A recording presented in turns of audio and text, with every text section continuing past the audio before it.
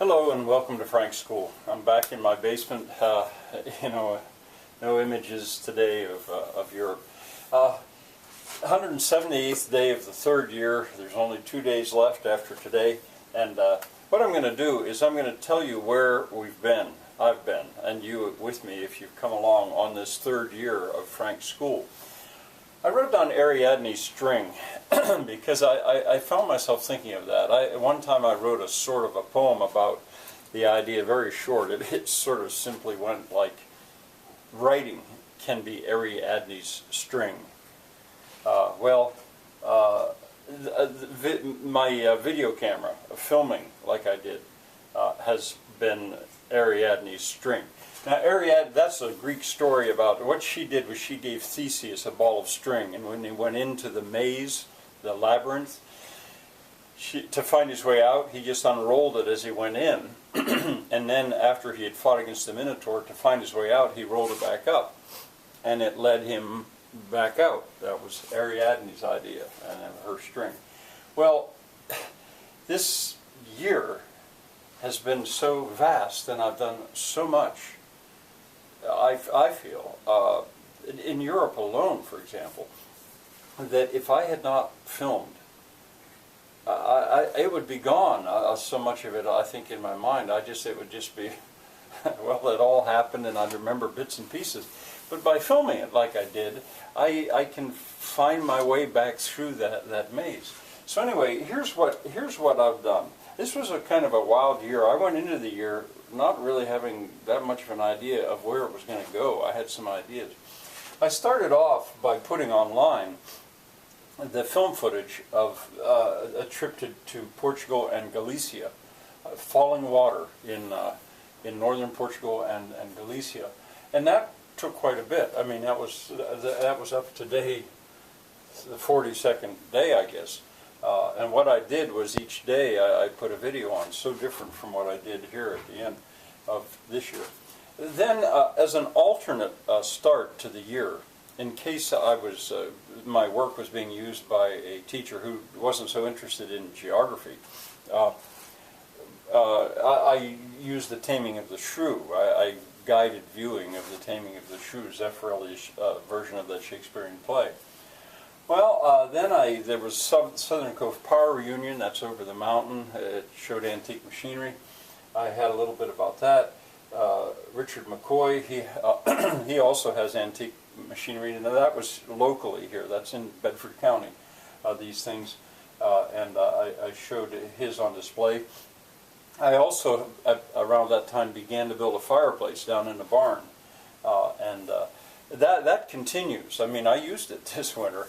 I didn't really get it finished. No, it's not really finished, but it will be.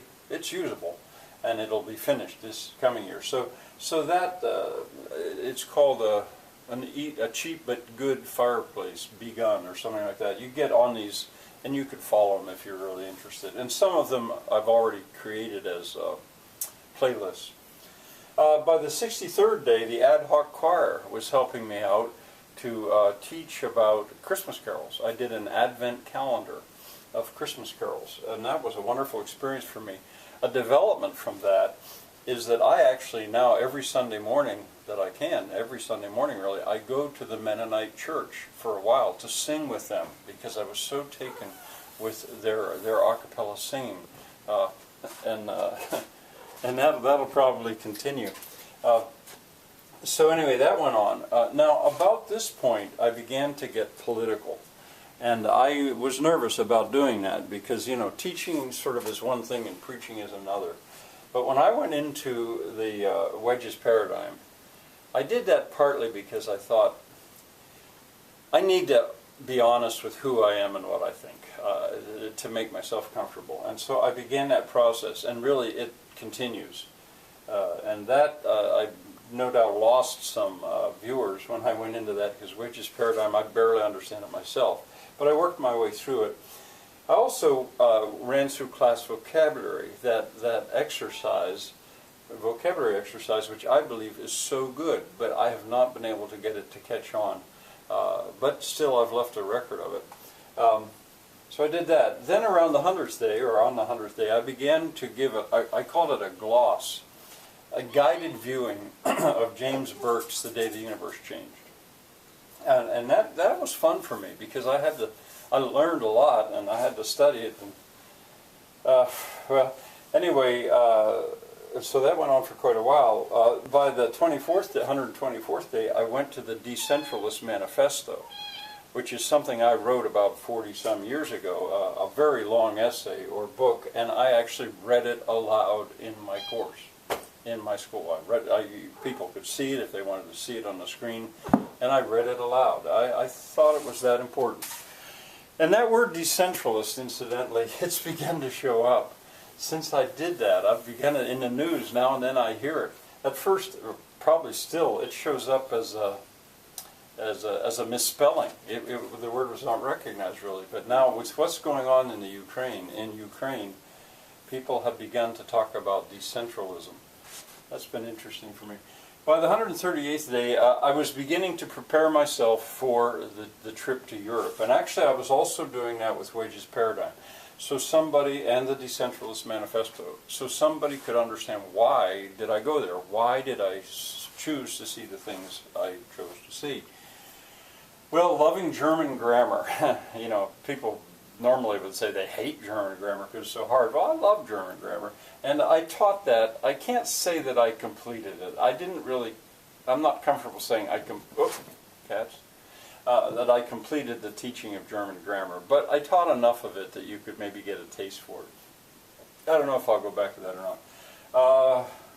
By the 155th day, I was now showing what I had seen in Europe. And I began with, I call it the road trip. Not the museums, but actually the traveling.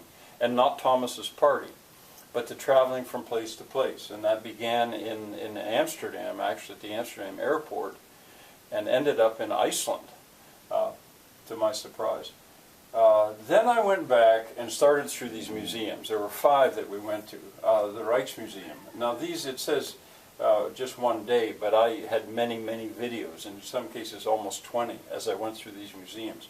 The Rijksmuseum is in Amsterdam. The Arnhem Museum, this is a museum in a building. The other 3 are open-air museums. 4. Arnhem is in Arnhem, Holland.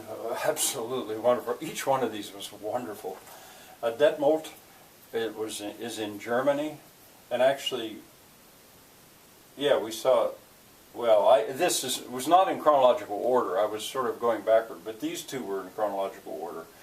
Detmold, and then Hagen. Absolutely wonderful open-air museums. Then on this 176th day, there was a student field trip. Students came from the school where I used to teach, the after-school program, and they played in the water and ran around the farm. That might be of interest for you to see. They were pretty wild. They were a pretty wild bunch. But they were good.